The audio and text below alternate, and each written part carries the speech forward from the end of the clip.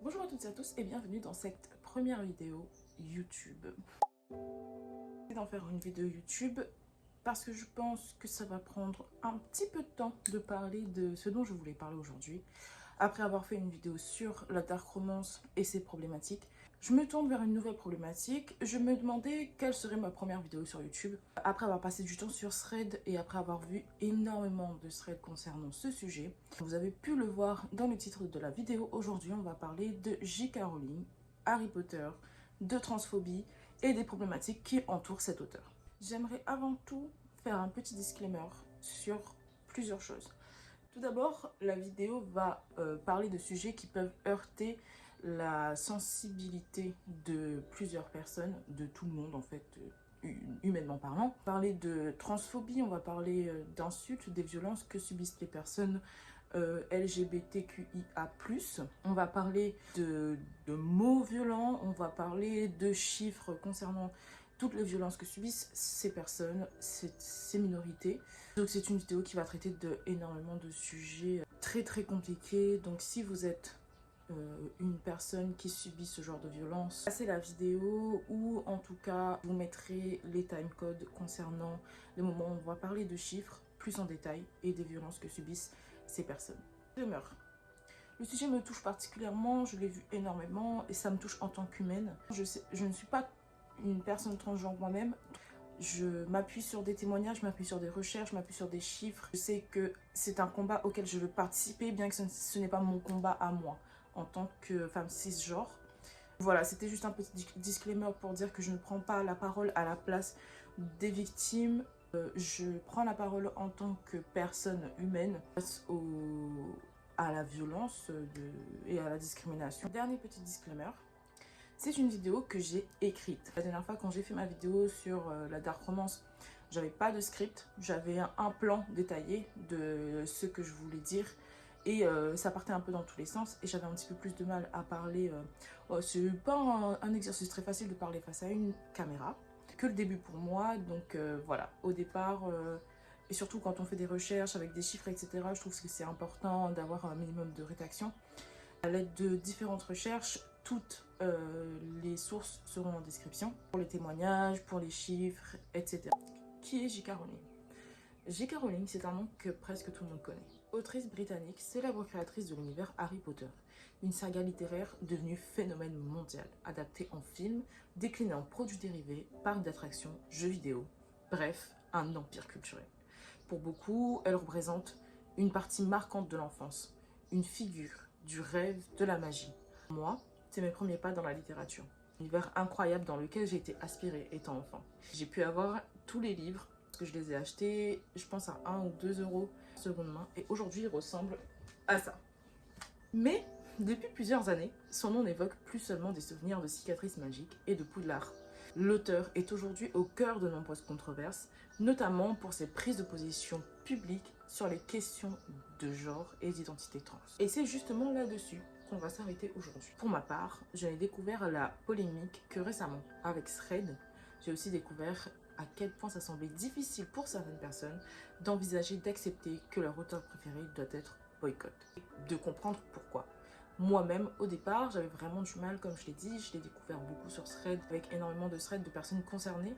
Mais avant ça, je me posais pas énormément de questions, j'avais du mal à comprendre pourquoi il était important de boycotter les œuvres, alors que c'est l'artiste qui posait problème. Avant d'entrer dans le cœur du sujet, il faut comprendre un instant pour poser les termes. Moi-même, j'avais énormément de mal au départ avec tous les termes, etc. Signifie une personne transgenre. Une personne transgenre et selon SOS Homophobie, l'une de mes sources principales pour cette vidéo, personne dont l'identité de genre, féminine, masculine ou non binaire, ne correspond pas à son sexe biologique assigné à la naissance, masculin ou féminin. On parle aussi de transidentité selon Wikipédia, qui est le fait pour une personne transgenre d'avoir une identité de genre différente du genre assigné à la naissance. Au contraire, une personne cisgenre qui, elle, est une personne qui vit en situation de cis-identité. On parle donc de personnes dont l'identité de genre correspond au genre assigné à la naissance. J'espère que vous me suivez jusqu'ici. Je sais que ça peut être un peu compliqué à comprendre au départ quand ça reste de l'éducation. Moi-même j'apprends, donc faut tenir bon. On arrive bientôt, on va bientôt parler de l'auteur. Et on continue. Transphobie, c'est quoi? C'est l'ensemble des attitudes, propos, discrimination ou violences dirigées contre les personnes transgenres, c'est-à-dire celles dont l'identité de genre ne correspond pas au sexe qui leur a été assigné à la naissance. Ça peut aller de la moquerie, du rejet du genre de quelqu'un, jusqu'à l'exclusion sociale, au refus d'accès aux soins, jusqu'à des violences physiques très concrètes. Je vais vous donner ici un exemple très concret de transphobie avant de revenir sur l'auteur dont il est question aujourd'hui. Dans mes recherches, j'ai trouvé l'histoire de ces deux personnes qui, pour moi, illustrent parfaitement la transphobie. On va donc parler de Marguerite Stern et Dora Muto, deux militantes anti-trans qui, pour moi, décrivent exceptionnellement bien la transphobie. Pourquoi je dis militante? Parce que pour moi, les personnes qui militent pour des choses qui vont à l'encontre des droits de l'humain, peu importe l'humain, c'est pas du militantisme, c'est le contraire. En effet, elles mettent en avant le féminisme. Le féminisme, pour le définir un peu, c'est le féminisme radical qui exclut les minorités, dont les transgenres. Un mouvement de panique après avoir vu une affiche du planning familial. Le planning familial, c'est quoi?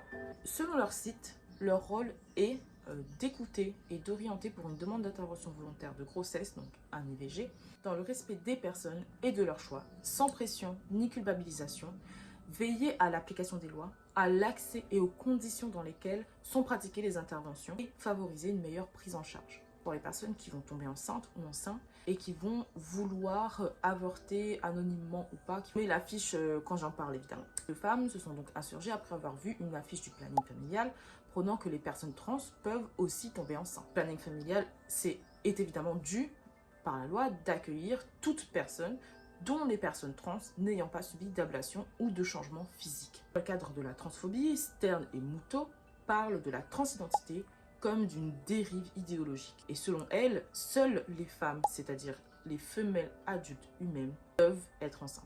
C'est à ce moment qu'on parle de transphobie, de violence, de discrimination. On rejette ces minorités qui, pour elles, accaparent le combat de la femme. En fait. Maintenant qu'on a posé les bases, expliqué quelques termes et donné quelques exemples d'à quel point peut aller loin la transphobie et ses violences, parlons chiffres.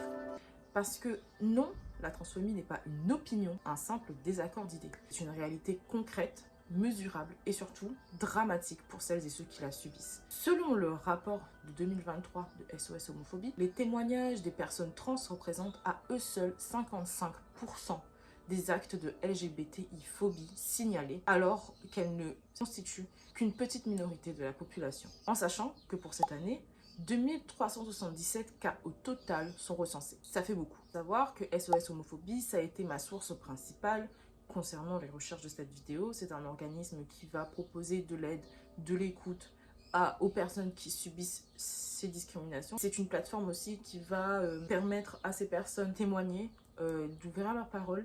Et il faut bien comprendre que 2377 cas au total, ce ne sont que les personnes qui ont pu aller jusqu'au témoignage. C'est déjà beaucoup, 65% de ces cas des personnes transgenres, mais ce n'est pas un chiffre qui va refléter à 100% la réalité. Il faut bien comprendre qu'énormément de personnes ne vont pas aller jusqu'à porter plainte, jusqu'à témoigner ou libérer leur parole, tellement elles vont avoir peur pour leur vie, tellement ça va être compliqué pour elles, tellement il y a la honte qui est de leur côté. Donc il faut bien comprendre que ce sont des chiffres indicatifs à partir des témoignages que l'association a pu récolter. Ces témoignages parlent souvent de rejet familial, de harcèlement à l'école, au travail, mais aussi d'agression physique ou verbale dans l'espace public. Selon SOS Homophobie, les contextes dans lesquels ces personnes vont subir de la haine va diverger entre la haine en ligne qui peut représenter jusqu'à 23% de ce contexte, à la famille qui peut représenter jusqu'à 8%. D'après une enquête menée par l'IFOP en partenariat avec l'association des journalistes LGBTQ+, 60% des personnes trans disent avoir déjà été victimes de discrimination dans leur vie. Et encore aujourd'hui en France, l'accès à des parcours médicaux adaptés, au changement d'état civil ou à des conditions de vie décentes reste extrêmement compliqué pour une grande partie d'entre elles. Selon le ministère de l'Intérieur et des Outre-mer et le bilan annuel publié par le service statistique ministériel de la sécurité intérieure ou le SSMSI, les infractions anti-LGBT+, en 2023, enregistrées par la police et la gendarmerie nationale, on remarque une augmentation générale des infractions de 13%. 9% sont commises en ligne. Selon ce bilan, je cite, Les personnes homosexuelles, bisexuelles sont plus souvent victimes d'atteintes aux personnes en 2021 que celles se déclarant hétérosexuelles. N'imaginons donc pas en 2025 grâce aux fans radicaux de J.K. Rowling qui refusent d'ouvrir les yeux et préfèrent se soutenir leur auteur et se retourner contre cette minorité. Pour en finir avec les chiffres et sortir des pourcentages, dans le bilan du SSMISI, on comptabilise donc 4560 infractions anti-LGBT+, ce qui est donc énorme comme nous pourrons en convenir. On prend en compte qu'une grande partie de la haine qui est propagée à l'encontre de ces personnes l'est sur internet, on comprend mieux pourquoi J.K. Rowling, sa plateforme, ses mots ont un impact sur ses lectrices, ainsi que toute personne l'adulant. On se pose donc la question de la légitimité de la parole d'une célébrité avec autant d'impact qu'elle. Passons maintenant à l'essentiel et au but de cette vidéo. Pourquoi peut-on dire que J.K. Rowling est transphobe? D'abord, il faut revenir sur les propos qu'elle a tenus ces dernières années, notamment sur Twitter, où elle a multiplié les déclarations controversées et transphobes.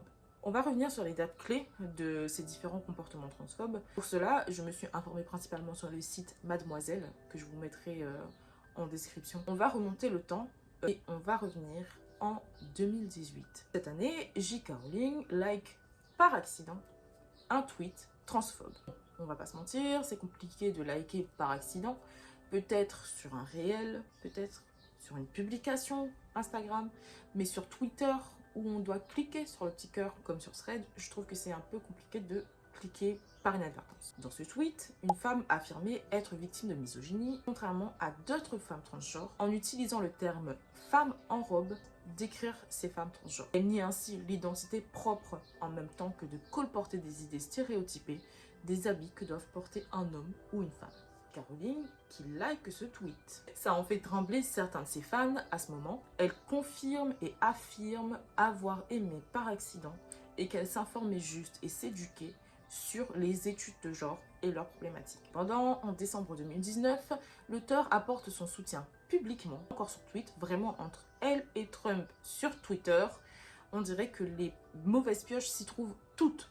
L'auteur apporte donc son soutien publiquement à Maya Forstater, une femme chercheuse qui, selon elle, avait été licenciée d'une association de lutte contre la précarité à cause de sa transphobie, qu'elle affichait de manière explicite et assumée. Son tweet la soutenant, J.K. Rowling nie elle aussi la réalité de la transidentité en demandant pourquoi Maya Forstater a-t-elle dû quitter son travail simplement pour avoir affirmé que le sexe était réel. Dans son tweet, elle souhaitait donc exprimer que chacun a un sexe propre et qu'il n'y a pas de mal à vouloir s'y tenir. On parle donc là de visibiliser le mal-être des personnes qui ne se sentent pas en accord avec leur sexe assigné à la naissance. Le 6 juin 2020, elle répond à un article qui s'intitule « Opinion, créer un monde post-Covid-19 plus égalitaire pour les personnes à menstruation ». Toutefois, vous ne voyez pas le problème dans le titre de cet article. Moi non plus. Mais J.K. Rowling, si. Elle répond avec ironie. Les personnes à menstruation. Je suis sûre qu'il existait un mot pour ça. Quelqu'un peut-il m'aider? Puis elle écrit femme de manière différente, comme si elle cherchait le mot, comme si le mot n'était plus utilisé, comme si c'était du vieux latin en fait. Ce tweet est bien plus problématique. Elle exclut, elle condamne, elle insulte. Elle tente de mettre en avant uniquement les femmes cisgenres. Elle ne conçoit pas qu'il puisse exister des personnes qui ne lui ressemblent pas. Ce qui est vraiment très étrange pour moi, étant donné que c'est une écrivaine qui crée des personnages qui n'existent pas. Dans un monde où les magiciens volent sur des balais. Là, après ça, publié plusieurs tweets transphobes, jusqu'à arriver en mars 2022, moment où elle va s'opposer ouvertement à un projet de loi de réforme soutenant les personnes trans en Écosse. Ce projet de loi visait à faciliter la transition de genre pour les personnes trans. Elle se justifie en disant sur Twitter, toujours sur Twitter, que de permettre de faire passer ce projet de loi va invisibiliser les femmes cisgenres. À cet effet, elle met totalement de côté le ressenti des femmes trans, des personnes trans en général. Elle ne pense pas qu'il soit nécessaire de faciliter leur transition. Elle a également soutenu des positions de figures anti-trans. On parlait tout à l'heure de Stern et Moutot, ce sont des femmes françaises. C'est exactement la même chose en fait. C'est juste qu'elle, elle a créé Harry Potter. Affirmé qu'elle craignait que les droits des femmes cisgenres soient mis en péril par l'extension des droits des personnes trans. Une position qui a largement été critiquée comme étant basée sur des stéréotypes erronés et dangereux. Juste avant de filmer cette vidéo, j'ai pu voir sur thread une personne, je me rappelle plus c'est quoi le thread, c'est quoi son nom, sinon je l'aurais mis, une personne qui partage un thread pour dire que en tant que femme cisgenre, on ne se sent pas en danger face aux femmes trans, on ne se sent pas invisibilisé face aux femmes trans, notre combat ne perd pas de la valeur, on ne perd pas en espace face aux femmes trans, au contraire, ce sont des femmes également. Pour J.K. Rowling, ce n'est pas juste une question de mots et de position. Le plus problématique, c'est la manière dont elle utilise sa plateforme massive pour répandre ses idées. Ses propos ont une portée énorme et malgré les appels à la discussion et à la remise en question, elle reste inflexible, jusqu'à en faire une sorte de combat personnel contre ce qu'elle appelle l'idéologie de genre. Difficile de prendre la défense de son auteur préféré après tous ces tweets ouvertement transphobes. Les propos de J.K. Rowling n'ont pas seulement suscité la colère de nombreux militants et défenseurs des droits des personnes trans, ils ont aussi affecté sa carrière de manière notable, et ce à plusieurs niveaux, bien qu'au fond, elle s'en fiche. Elle s'est déjà fait énormément d'argent avec ses œuvres, elle s'est déjà fait une fanbase qui aujourd'hui encore va arguer en sa faveur, mais on va quand même en parler. D'abord au niveau des ventes, donc ces livres vont rester populaires, mais ces prises de position deviennent difficiles à ignorer. Plusieurs librairies et distributeurs ont dû faire face à des pressions sur la vente de ses œuvres, notamment en ligne, où de nombreuses personnes dénonçaient son comportement et appelaient donc au boycott de ses œuvres. L'univers d'Harry Potter, qui avait fait la célébrité de J.K. Rowling, a connu une certaine division au sein même de ses fans. Certains se sont éloignés du monde de Poudlard, ne voulant pas soutenir une autrice dont les opinions étaient vues comme dangereuses pour les droits des personnes trans. Alors, elles n'étaient pas juste vues, hein. Ces opinions sont dangereuses pour les droits des personnes trans, étant donné qu'elles militent contre. D'autres, au contraire, on en parlait, ils ont renforcé leur soutien à J.K. Rowling en arguant qu'on ne devrait pas mélanger l'artiste et l'œuvre. C'est ce dont je parlais tout à l'heure, c'était aussi un peu compliqué pour moi au départ. L'artiste est responsable de ce qu'elle écrit, même si elle n'est pas responsable de l'interprétation. Quand elle prend des positions aussi claires, et publiquement, explicitement, faut arrêter. Un exemple clair d'appel à boycott aura lieu en 2021 à l'annonce du jeu vidéo Hogwarts Legacy. C'est un projet dans lequel J.K. Rowling n'est pas directement impliquée, mais qui est lié à l'univers d'Harry Potter énormément, étant donné que c'est une adaptation en jeu vidéo. Et bien que le jeu ait eu un grand succès commercial, il a aussi été au centre de nouvelles vagues de boycott. Certains joueurs refusant d'y jouer pour ne pas légitimer les opinions de l'auteur. L'impact est donc à double tranchant. D'un côté, ses œuvres restent populaires, mais de l'autre, elles se retrouvent de plus en plus isolées dans certains cercles, notamment dans les milieux progressistes. Ça reste donc très grave, et même si je pense qu'arriver à son âge, je crois qu'elle a 59 ans, voire 60 ans, J.K. Rowling, je pense qu'arrivée à son âge et avec son succès, elle s'en fiche royalement. Aujourd'hui, elle profite juste de sa notoriété pour partager ses idéologies transphobes. Maintenant qu'on a bien compris d'où viennent les prises de position de J.K. Rowling et comment cela nous affecte, nous, lectrices, et comment cela a affecté sa carrière, il est important de comprendre pourquoi certaines personnes appellent au boycott de ses œuvres. Je fais partie de certaines personnes, notamment Harry Potter ou même des produits dérivés comme le jeu vidéo Hogwarts Legacy. Ce n'est pas juste une question de ne pas aimer ses opinions, parce qu'encore une fois, la transphobie n'est pas une opinion. Le boycott, ici, c'est une manière de ne pas cautionner le système de valeurs qu'on considère problématique. Le boycott, ici, c'est une façon d'ouvrir la parole, c'est une façon de combattre ces idées, ces discriminations. Sur le site de Mademoiselle, on retrouve une réponse d'une militante, Lexi, que je n'ai pas pu retrouver. J'ai pas pu retrouver le screen de la réponse, mais je vous mets en description son compte Instagram que j'ai pu retrouver, et je vous lis la réponse donc que j'ai repris sur le site de Mademoiselle. Les militantes féministes ont réussi à amener dans l'espace public l'idée qu'un artiste ne peut pas être dissocié de ses créations et des biais violents ou discriminants que ses œuvres diffusent. J.K. Rowling ne doit pas être l'exception parce qu'elle est une femme. Ses idées transphobes, sa vision hétéro-traditionnaliste des femmes, des relents antisémites, une construction réductrice et raciste des personnages blancs, système suprémaciste aidé par des institutions politiques, tout ça, c'est aussi dans son œuvre littéraire, pas que des tweets. Le boycott retrouve donc l'argument éthique.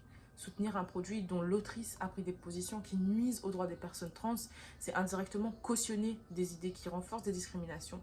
En d'autres termes, même si Harry Potter n'est pas directement transphobe, acheter des produits liés à cet univers revient à apporter son soutien à quelqu'un qui a choisi de se battre contre les personnes trans. C'est un choix qui dépasse le simple plaisir de la lecture ou du divertissement, et pour beaucoup, cela devient une question de responsabilité morale.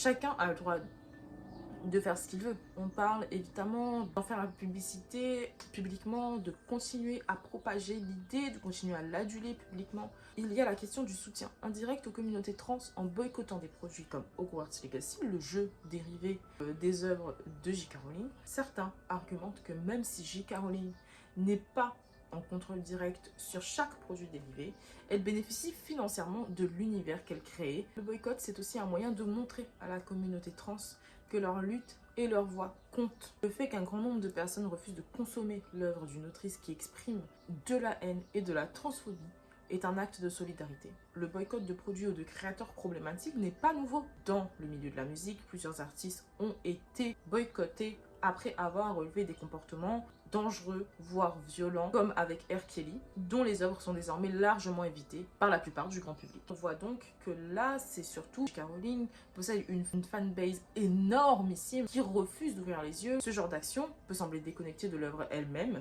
mais c'est justement ce qui rend le boycott puissant. Il ne s'agit pas seulement de rejeter une œuvre spécifique, de prendre position contre des comportements qui vont à l'encontre des valeurs qu'on veut défendre. On arrive bientôt à la fin de cette vidéo et on va donc parler d'une question qui fâche. Où se situe la ligne entre faire ce qu'on veut et soutenir publiquement une personne problématique? On séparer l'artiste de l'œuvre. Quand je me suis posé la question moi-même, la réponse prend surtout énormément appui sur les valeurs personnelles de chacun. Certains diront qu'on peut aimer les livres sans cautionner les idées de J.K. Rowling, mais cette séparation n'est pas aussi simple. Quand une personnalité publique utilise sa plateforme pour propager des idées nuisibles, elle ne parle pas seulement en son nom.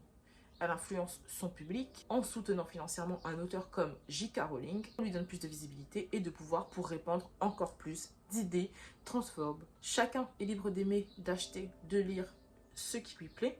On n'est pas tous obligés de tout savoir, on n'est pas tous obligés de savoir à chaque fois qu'un ou une auteurice est problématique. Seulement quand on le voit explicitement que c'est une personne qui a été vraiment à l'encontre des droits fondamentaux de certaines personnes, de certaines minorités, c'est compliqué de continuer à la mettre en avant. Et je sais que ça peut être compliqué, déconstruire tout un mythe, tout un amour qu'on a porté pour l'œuvre d'une ou d'un autoriste, mais c'est nécessaire de juste mettre en avant le combat, d'apporter son soutien à ces personnes qui déjà, dans la vie de tous les jours, n'ont pas énormément de soutien. Donc un équilibre délicat, où chaque individu devra faire son propre choix en fonction de ses principes. Ça s'appelle quand même un boycott, faites ce que vous voulez en fait, hein. Mais ne propagez plus les idées comme quoi c'est une auteure qu'il faut suivre et soutenir. Non, vraiment pas, vraiment. J'ai pas brûlé mes livres parce qu'elle est transphobe, mais par contre, j'en ferai pas la promotion, j'en ferai pas une chronique. J'ai aimé Harry Potter jusqu'à dernièrement, vraiment.